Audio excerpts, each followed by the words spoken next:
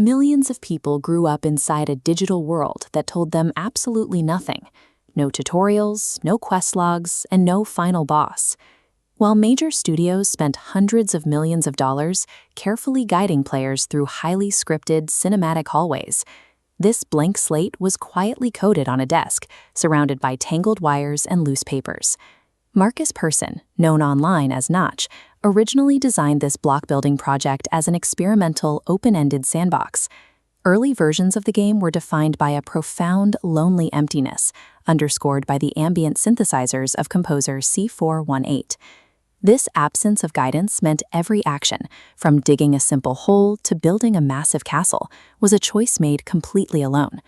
Once players realized the world was infinitely malleable, they stopped just trying to survive and started using the terrain as a blank stage.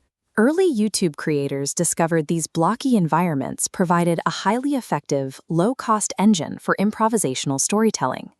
Personalities like Dan TDM, Captain Sparkles, Stampy, and popular MMOs began recording their sessions. They attracted tens of millions of viewers by turning simple server lobbies and landscapes into the backdrop for complex dramas and situational comedy.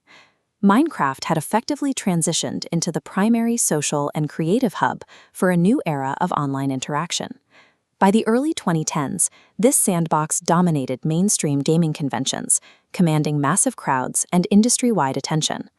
This cultural saturation culminated in a media frenzy when Notch sold the intellectual property to Microsoft for $2.5 billion. The immediate reaction from the player base was deep anxiety. There was widespread fear that corporate oversight would sterilize the indie project's open-ended nature. Instead of fading away, the community fractured and specialized, diving aggressively into highly technical mechanics. Players co-opted an in-game mechanic called Redstone, treating it as a functional electrical engineering language. By linking thousands of basic logic gates together, architects constructed massive automated factories and fully working digital calculators.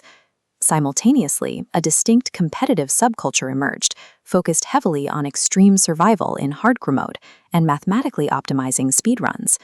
Other factions leaned into large-scale social experiments, with invite-only servers generating complex, player-driven political narratives. A new wave of creators dominated streaming platforms, alongside highly organized tournaments like Minecraft Championships.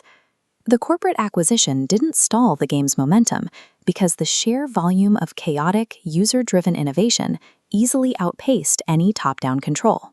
But that same unchecked freedom also tested the limits of the community's stability. Servers like 2B2T stripped away all moderation, creating a hostile environment defined by organized hacking, relentless landscape destruction, and pure toxicity. When a massive speedrunning scandal fractured the player base, investigators turned to mathematical models of random item drops. By mapping his specific drop rates as an extreme outlier far beyond standard deviation, researchers proved his run was statistically impossible. The fallout from the investigation triggered intense tribalism, pitting rival creator fanbases against each other in highly aggressive online campaigns. This internal hostility frequently spilled over into corporate relations, with the community organizing boycotts and expressing bitter anger over annual events.